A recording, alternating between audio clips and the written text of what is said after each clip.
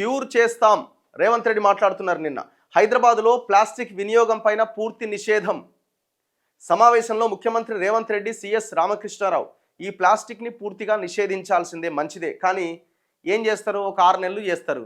6 నెలలు డ్రైవ్లు అంటారు, అదంటారు, ఇదంటారు. మీరు ఏం చేయాలంటే తక్షణము ఎక్కడైతే ఈ ప్లాస్టిక్ తయారవుతుందో ఆ కంపెనీలని వాళ్ళకి ఇంకొక ప్రత్యామ్నాయం చూపించి, వాళ్ళకి అవసరమైతే వాళ్ళకి ఆయా కంపెనీలకు కొన్ని ప్రోత్సాహకాలు అందించి, ఇప్పుడు రకరకాల జూట్కి సంబంధించిన బ్యాగులు కానీ ఇంకోటి కానీ తయారు చేసుకోవడానికి అంటే ప్రత్యామ్నాయం ఉండాలి కదా వాళ్ళకు కూడా. వాళ్ళకు ఒక ప్రత్యామ్నాయం చూపించి ప్లాస్టిక్ ఎక్కడా కూడా తయారు కాకుండా ఆపేసే ప్రయత్నం చేయండి. ఇప్పుడు మీరు దుకాణాలకు వచ్చి నువ్వు అమ్ముతున్నావా, నీకు ఫైన్ వేస్తావని కవర్లు గుంజుకపోయి వాళ్ళకి ఫైన్లు వేసి ఇదంతా వద్దు. దీనివల్ల ఉపయోగం లేదు. సాటుగా కూడా అమ్ముతారు దొరికితే. ఇప్పుడు జనాలు కూడా ఏమైపోయింది, షాప్లకు పోయి సామాను ఉన్న తర్వాత కవర్ ఇవ్వకపోతే కవర్ ఇయ్యడాడు అని ఇంకో షాప్లోకి పోతున్నారు. అవతలోడు దొంగతనంగా ఎన్నించో కవర్ తీసుకొచ్చి ఇచ్చినా కూడా ఆడికే పోతారు. కవర్ ఇస్తలేడు కదా, మరి ఈయన గవర్నమెంట్ రూల్స్ ఫాలో అవుతున్నాడు అని ఈయన దగ్గరికి పోరు. ఆయన దుకాణం గిరాకపోతుంది. ఆయన ఎందుకు? ఆయన కూడా దొంగసాటుగా అమ్ముతాడు.